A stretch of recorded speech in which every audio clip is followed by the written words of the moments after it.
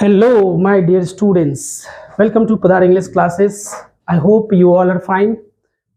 और जैसे कि आप लोग को मैं लास्ट क्लास आर्टिकल्स पर चर्चा किया था और उम्मीद करते हैं कि आपको आर्टिकल्स के जितने भी सारी बात बताया गया है वो सब आपको समझ में आ गया होगा।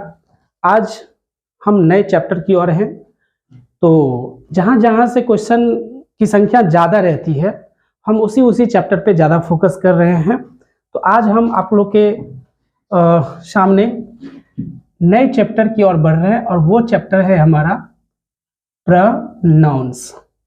क्या है हमारा? प्रोनाउंस चैप्टर है। तो प्यारे दोस्तों, मैं एक बात बता दूं आप लोग को कि आप लोग का कमेंट बहुत कम आ रहा है, लाइक भी कम आ रहा है। देखो, जब तक आप लाइक नहीं करोगे तब तक मुझे कैसे पता चलेगा कि आपको मेरी वीडियो अच्छी लग रही है, और YouTube को भी कैसे पता चलेगा कि मैं अच्छा पढ़ा रहा हूँ। तो आप जब लाइक करेंगे तब तो पता चलेगा YouTube वाले को भी भाई कि ये टीचर अच्छे पढ़ा रहे हैं और इससे आपको कुछ फायदा हो रहा है। तो ऐसे स्थिति में आप हमें सपोर्ट कर रहे हैं, दिल से सपोर्ट कर रहे हैं, तो फिर थोड़ी सी लाइक करने में क्या दिक्कत है?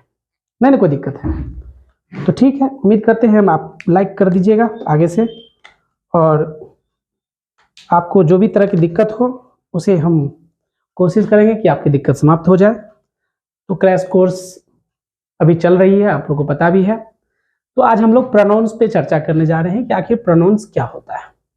तो सबसे पहले प्रोनाउंस शब्द जो है इसको हम दो भागों में बांट देते हैं। एक शब्द है इसमें प्रो, और जो दूसरा शब्द है उसमें है नाउन। क्या है? एक शब्द, इसमें एक शब्द है प्रोनाउन प्रो और दूसरा शब्द है नाउन। तो प्रो शब्द जो है यहाँ पे, इसका क्या मतलब होता है? इसका मतलब होता है इंस्टेड ऑफ। क्या मतलब होता है? Instead of. और इंस्टेड ऑफ का मतलब क्या होता है? के बदले। इंस्टेड ऑफ का मतलब क्या होता है? के बदले।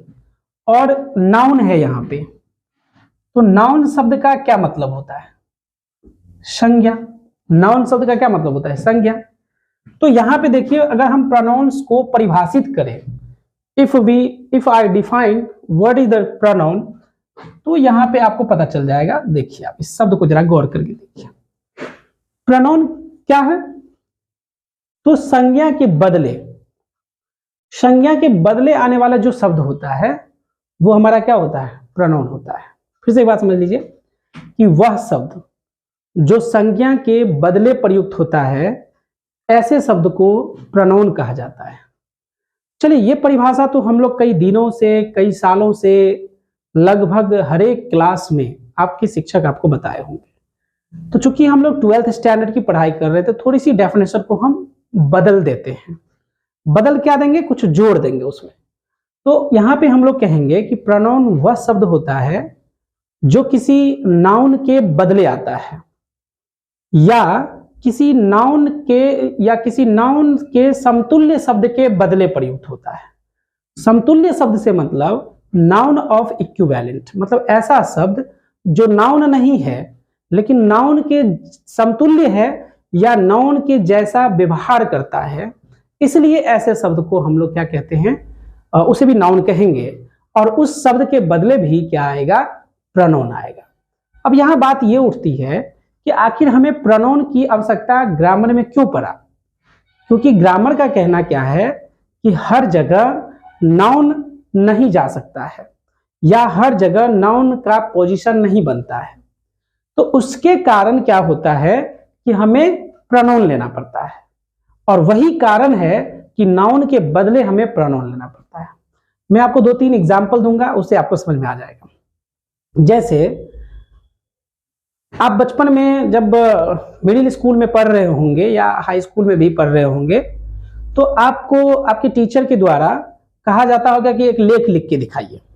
तो एक लेख लिखने वाली गाय पे आपको एक लेख लिखने दे दिया, तो आपने लेख लिखा। तो गाय पे जब आपने लेख लिखा होगा, पहली बार आपको समझ में नहीं आ रहा होगा कि क्या लिखा जाए, जबकि आपको सारा चीज पता है गाय के बारे में। लेकिन आप स्टार्ट कैसे करेंगे, कैसे आप उसको एक लेख में बदलेंगे, एक स्टोरी में बदलेंगे। तो बार बार आप लिखे थे गाय एक पालतू जानवर है, गाय को 2 सींग होती है, गाय को एक लंबा मुंह होता है, गाय को 4 टांग होता है, गाय दूध देती है। मतलब बार बार हम गाय को रिपीट कर रहे थे। और गाय क्या है, एक संज्ञा है, नाउन है। तो इस पर जो हम चूंकि गाय के बारे में लिख रहे हैं, तो यहां पे हम चूंकि बार बार गाय को रिपीट कर रहे हैं, सो ग्रामर कहता है कि आप नाउन को बार बार रिपीट ना करें। अगर आप एक ही नाउन के बारे में चर्चा कर रहे हैं तो उस नाउन को बार बार रिपीट अपने वाक्य में ना करें। तो क्या करना है, तो उसके बदले आपको प्रोनाउन लेना है। देखिए मैं एक आप एग्जांपल दे रहा हूं, यहां पे ये भी देख लीजिएगा। मैंने लिखा यहां पे कि मोहन एक अच्छा लड़का है। मोहन एक अच्छा लड़का है। मैंने एक सेंटेंस लिखा, यहां पे लिखा कि मोहन के पापा दिल्ली में है। मोहन के पापा दिल्ली में है। उसके बाद मैंने लिखा मोहन 12वीं में पढ़ता है। मोहन 12वीं में पढ़ता है। तो यहां पे देखिए मैंने 3 सेंटेंस मात्र लिया है, और 3 सेंटेंस को जब मैं देखूं तो यहां पे मोहन के बारे में एक बात हो रही है कि मोहन एक अच्छा लड़का है। ठीक है, यहां भी हमने मोहन को ही रिपीट किया कि मोहन के पापा दिल्ली में हैं। यहां भी हमने मोहन को ही रिपीट किया कि मोहन 12वीं में पढ़ता है। जरा सोचिए, ये बार बार मोहन लिखना सेंटेंस को भद्दा नहीं कर रहा है, या फिर आपको ऐसा नहीं लग रहा है कि सेंटेंस में बार बार मोहन के बारे में लिखना उचित नहीं है, या मोहन को बार बार प्रयुक्त करना सेंटेंस में उचित नहीं है। तो ऐसे शब्द के बदले कोई ना कोई तो आएगा। आखिर इस शब्द के बदले कौन आएगा? तो जो शब्द इसके बदले आएगा वही शब्द हमारा क्या कहलाएगा? प्रोनाउन कहलाएगा। ध्यान से दीजिएगा। तो यहां पे जो लिखा है, तो मैं यहां पे क्या कर सकता हूं, मोहन के को काट देता हूं और मैं लिख देता हूं यहां पे उसके पापा दिल्ली में है। उसके पापा क्या है? दिल्ली में है। यहां पे लिख देता हूं मैं मोहन 12वीं में पढ़ता है। तो यहां पे मोहन 12वीं में पढ़ता है, इसको काट देते हैं तो वह कर देते हैं, तो वह 12वीं में पढ़ता है। वैसे तो अगर हम बात करें उसके का, तो उसके तो यहां एडजेक्टिव हो जाएगा, तो इसके बदले हम ठीक कर सकते हैं।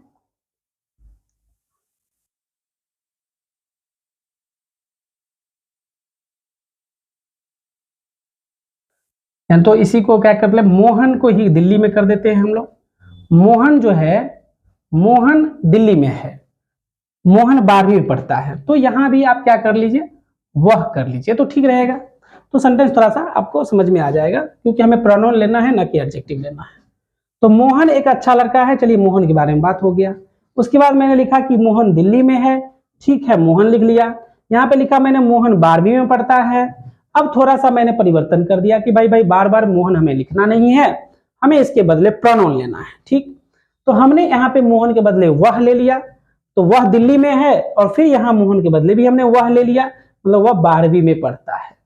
तो यहाँ पे जो है मोहन के बदले जो वह शब्द आया है, मोहन के बदले जो वह शब्द आया है, यही वह तो हमारा प्रोनाउन है। यही वह क्या है? हमारा प्रोनाउन है। समझ में आ रही है बातें? ठीक है, अब हम आगे की बात करेंगे।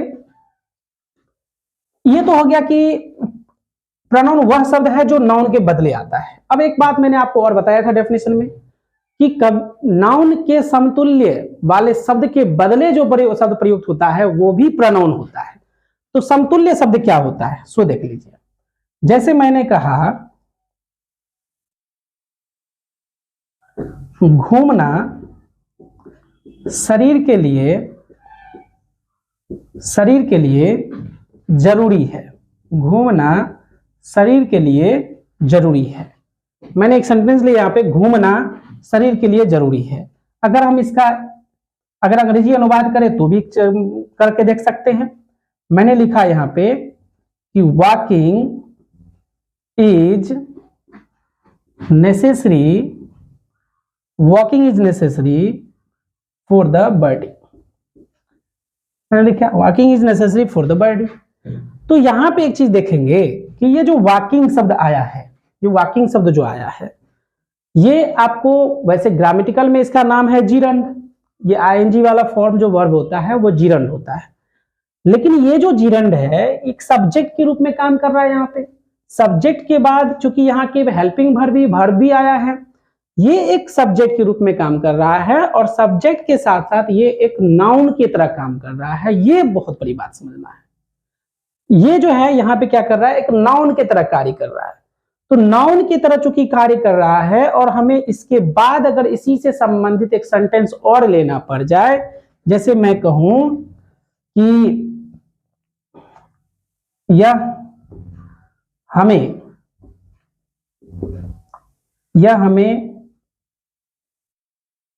जो है क्या कह सकते हैं,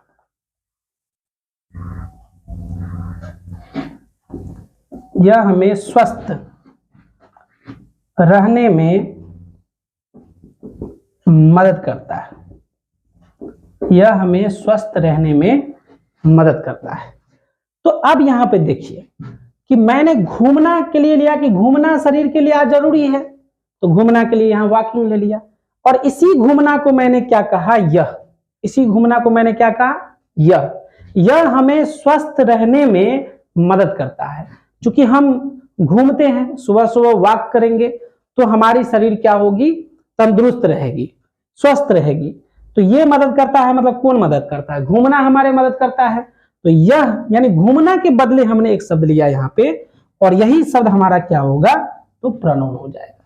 तो सीधा सी बात आप समझ में आ गया होगा कि प्रोनाउन वह शब्द है जो किसी नाउन या नाउन के समतुल्य शब्द के बदले जो प्रयुक्त होता है उसे हम लोग क्या कहते हैं, प्रोनाउन कहते हैं। इंग्लिश में भी आप कह सकते हैं उसको, pronoun is a word which is used instead of noun or equivalent of noun, that is called pronoun। फिर से आप समझ लीजिए, pronoun is a word which is used instead of a noun or equivalent of a noun। मतलब pronoun वह शब्द है जो किसी नाउन या नाउन के समतुल्य शब्द के बदले जो शब्द प्रयुक्त होता है उसे ही हम लोग क्या कहते हैं, pronoun कहते हैं।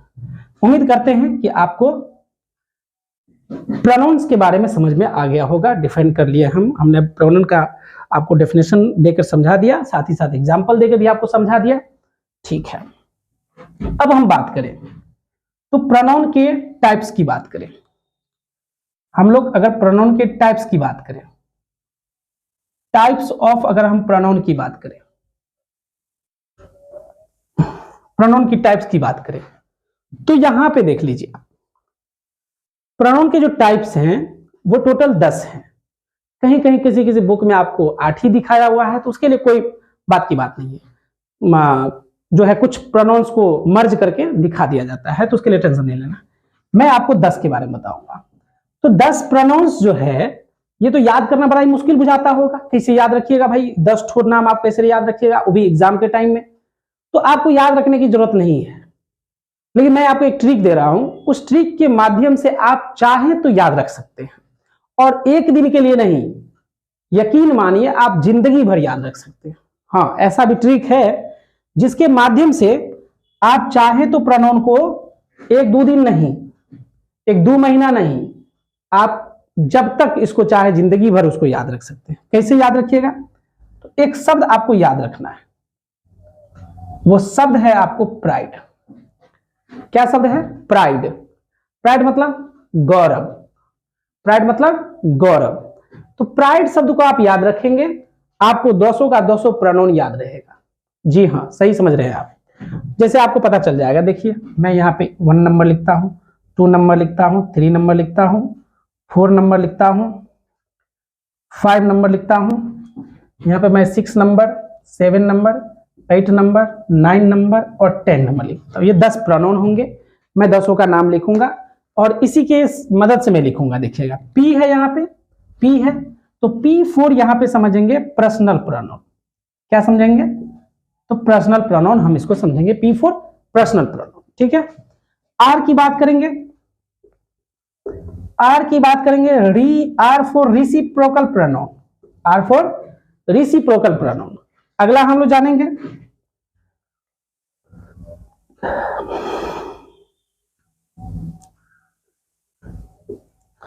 आर फॉर रिफ्लेक्सिव प्रोनाउन, 3 ठो हो गया।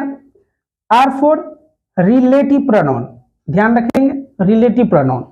देखिए पी से पर्सनल प्रोनाउन, आर से रिसिप्रोकल प्रोनाउन, आर से रिफ्लेक्सिव प्रोनाउन, आर से रिलेटिव प्रोनाउन, आई से इंडिफिनिट प्रोनाउन, आई से इंडिफिनिट प्रोनाउन, आई से इंट्रोगेटिव प्रोनाउन,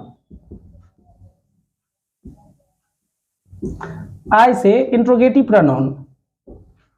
अब बचा डी, तो डी से डिस्ट्रीब्यूटिव प्रोनाउन, डी से डिस्ट्रीब्यूटिव प्रोनाउन, डी से डिमॉन्स्ट्रेटिव प्रोनाउन,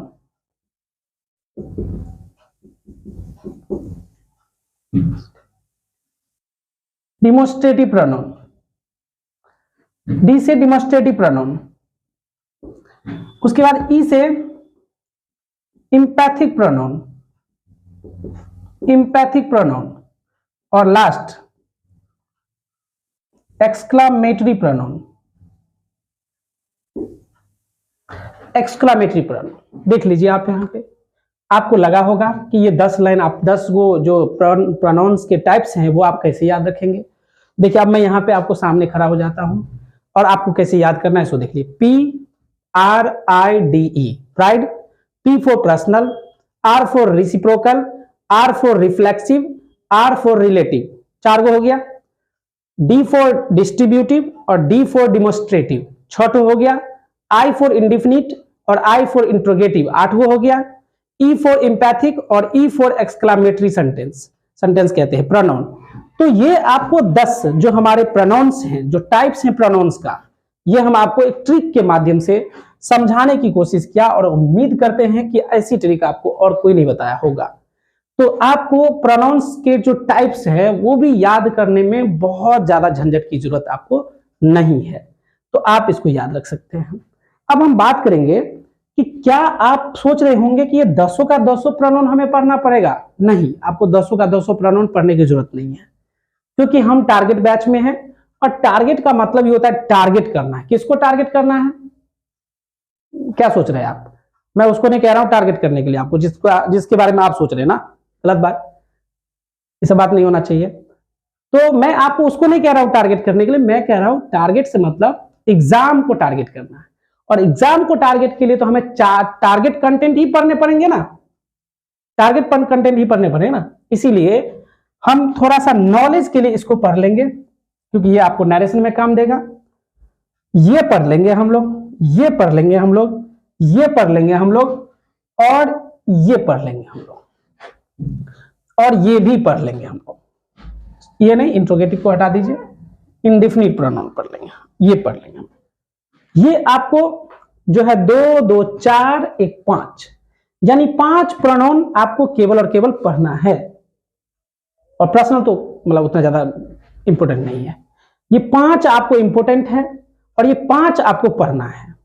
तो 5 जब पढ़ लेंगे तो आपको 100% मैं गारंटी दे रहा हूं कि प्रोनाउन चैप्टर से आपको क्वेश्चन नहीं छूटेगा। जी हाँ, नहीं छूटेगा। तो चलिए हम आज पहले पर्सनल प्रोनाउन की बात कर लेते हैं। 2 से 3 क्लास, हाँ 2 से 3 क्लास में मैं आपको प्रोनाउन इस तरह से खत्म कर दूंगा, जो प्रोनाउन के क्वेश्चन आप देखेंगे और आपसे वो भाग जाएगा, भाग जाएगा, जहां भागना होगा वहां भाग जाएगा, कोई दिक्कत नहीं है। तो हम लोग बात करते हैं पहला पर्सनल प्रोनाउन के बारे में। पर्सनल प्रोनाउन के बारे में बात कर रहे हैं। देखिए सबसे पहले पर्सनल प्रोनाउन का कोई डेफिनेशन वर्जन नहीं होता है, आपको ये सब याद रखना है।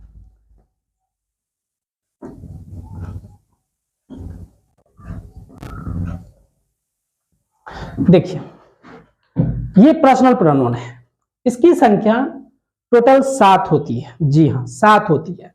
I, we, you, he, she, it और दे, ये टोटल 7 जो है पर्सनल प्रोनाउन की संख्या होती है।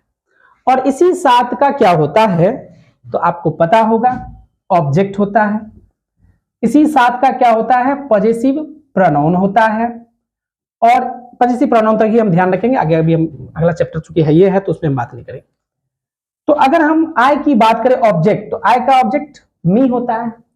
आई का अगर हम पजेसिव प्रोनाउन की बात करें तो माइन होता है। वी की बात करें तो वी का ऑब्जेक्ट अस होता है, और वी का पजेसिव प्रोनाउन जो है सो आवर्स होता है। यू का जो है ऑब्जेक्ट यूए होता है, और यू का जो पजेसिव प्रोनाउन है वो योर्स होता है। ही का जो ऑब्जेक्ट होता है वो हिम होता है, और जो पजेसिव प्रोनाउन होता है वो हिज होता है। सी का पजेसिव प्रोनाउन यानी ऑब्जेक्ट हर होता है, और पजेसिव प्रोनाउन हर्स होता है। इट का जो पजेसिव ऑब्जेक्ट होता है इट का इटे होता है, लेकिन पजेसिव प्रोनाउन इसका नहीं होता है।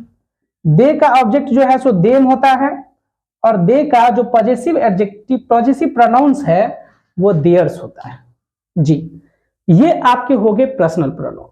तो पर्सनल प्रोनाउन की टोटल संख्या 7 ही होती है, और 7 के ये सारे ऑब्जेक्ट हो गए, और इस 7 के सारे हो गए पजेसिव प्रोनाउन। तो इससे ज्यादा आपको इसमें समझने की जरूरत नहीं है। हाँ, ये बात और है कि कुछ ये चीज समझ सकते हैं कि आई सिंगुलर सब्जेक्ट होगा, वी प्लुरल सब्जेक्ट होगा, तो ये भी हम कह देते हैं सिंगुलर सब्जेक्ट, प्लुरल सब्जेक्ट, और ये भाई साहब सिंगुलर और प्लुरल दोनों होता है। ये जो है हमारा सिंगुलर सब्जेक्ट होता है, और ये जो है सो हमारा प्लुरल सब्जेक्ट होता है। ये भी समझ में आ गया। चलिए, सिंगुलर प्लुरल क्या होता है। आई सिंगुलर सब्जेक्ट होगा, वी प्लुरल सब्जेक्ट होगा, यू हमारा सिंगुलर भी होता है प्लुरल भी होता है, दोनों गुण होता है इसमें। ही सी इट की बात कर लेंगे तो ये सिंगुलर सब्जेक्ट हो जाएगा, दे की बात कर लेंगे तो ये हमारा प्लुरल सब्जेक्ट हो जाएगा। चलिए, ये भी खत्म हो गया बात। अब अगला हम बात करेंगे रेसिप्रोकल प्रोनाउन का।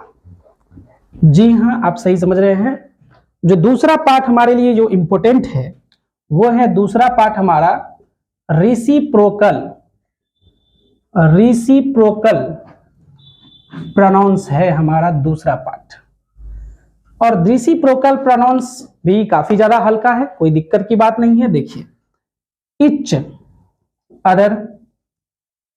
अदर, और कह सकते हैं यहां पे जोड़ देते हैं हम एवं वन एनोदर।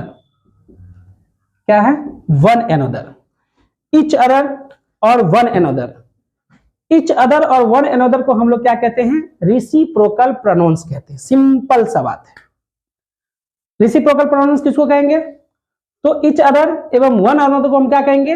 रेसिप्रोकल प्रोनाउंस कहेंगे। क्या कहेंगे? रेसिप्रोकल प्रोनाउंस कहेंगे। और रेसिप्रोकल प्रोनाउन इसको जो कहते हैं, तो इसके लिए था 100 बात और समझ लीजिए। इच अदर का प्रयोग कहां करेंगे?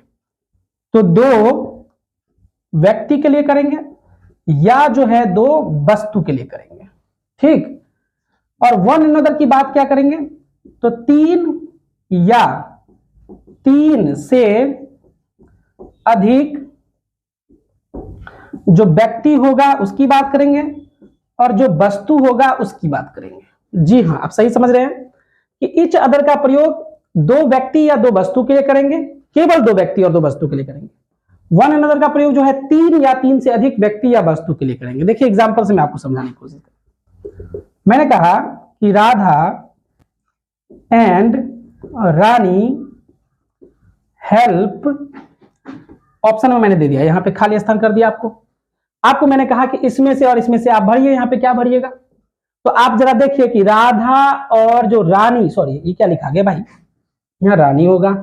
ठीक है, तो राधा जो और रानी है, यहाँ पे राधा और जो रानी है ये दो व्यक्ति है। यहाँ पे दो ही दिख रहा है ना आपको, कुछ और नहीं दिख रहा है। भाई किसी का गर्लफ्रेंड का नाम होगा तो भाई माफी चाहते हैं। ठीक है, तो ये नहीं कि कह रहा कि भाई तुम सर आप मेरे गर्लफ्रेंड का बार बार बोर्ड पे नाम लिखते हैं, क्योंकि अब राधा रानी थोड़ा सा आसान नाम होता है, जल्दी हो जाता है, काम खत्म हो जाता है, इसलिए किसी के गर्लफ्रेंड का नाम हो, सॉरी उसके लिए। तो राधा और रानी जो है सो हेल्प, राधा और रानी क्या है? हेल्प। तो दो व्यक्ति है, यहाँ पे दो व्यक्ति है ना, तो मैंने क्या कहा था? इच अदर का प्रयोग दो व्यक्ति के लिए करना है, और दो से ज्यादा व्यक्ति अगर होगा तो उसके लिए हम क्या करेंगे? वन अदर का प्रयोग करेंगे। तो यहां पे आप क्या सोच रहे होंगे? जी, आप जो सोच रहे हो वो सही है। तो यहां पे आप जो सोच रहे हैं वन अनदर सोच रहे हैं क्या? आप वन अनदर सोच रहे हैं क्या? अरे भाई, आप ऐसा सोच रहे तो गलत सोच रहे हैं। ये क्या होगा पता है आपको? ईच अदर होगा। क्या आदमी आपको समझ में नहीं आ रहा है कि यहाँ कितना मूड़ी है? 2 गो मूड़ी है कि 4 गो मूड़ी है? 2 गो मूड़ी है तो 2 गो मूड़ी के लिए आपको ईच अदर ना लेना पड़ेगा। कहाँ दिमाग भटक जाता है भाई आप लोग का। थोड़ा सा मजाक क्या कर लेते हैं आप लोग, चले जाते हैं अपनी दुनिया में। चलिए, तो ये हो गया ईच अदर। कोई दिक्कत? कोई दिक्कत नहीं है भाई। अब हम एक और एग्जांपल ले लेते हैं आपको। यहां ना मैंने लिखा कि सुमन, यहां पे लिखा सौरभ, सौरभ, और उसके बाद मैंने लिखा एंड सुधीरा जी, सुधीरा। 3 आदमी का नाम लिखा मैंने यहाँ पे। और आपके दिमाग में आ गया होगा कि यहाँ पे कौन सा प्रोनाउन आने वाला है। जी आप सही समझ रहे हैं। अगर आपको समझ में आ गया कि यहाँ कौन सा प्रोनाउन आने वाला है तो आप समझिए सीख गए कि अब इसमें क्या आने वाली है। इसमें आएगा वन अनदर। जी वन अनदर आएगा। क्या आएगा? वन अनदर आएगा। तो बातें समझ में आई? चलिए, कुल मिलाकर मैं आपको बता दूं कि पर्सनल प्रोनाउन की टोटल कुल संख्या 7 होता है। आई होता है, वी होता है, यू होता है, ही होता है, सी होता है, इट होता है, दे होता है। उसके ऑब्जेक्ट को भी मैंने देखा और उसके आपको पजेसिव प्रोनाउन को भी देखा। दूसरा जो पार्ट्स हम पढ़ रहे हैं, एग्जामिनेशन पढ़ने वाले हैं, एग्जामिनेशन के लिए जो पढ़ने वाले हैं, रेसिप्रोकल प्रोनाउंस। इसके टोटल 2 शब्द हैं, एक है ईच अदर और दूसरा है वन अनदर। ईच अदर का प्रयोग 2 व्यक्ति या वस्तु के लिए होता है और वन अनदर का प्रयोग जो है 3 या 3 से अधिक व्यक्ति या वस्तु के लिए होता है। यहाँ पे मैं 2 व्यक्ति को दिखाया हूं तो वन अनदर नहीं होगा, ईच अदर होगा।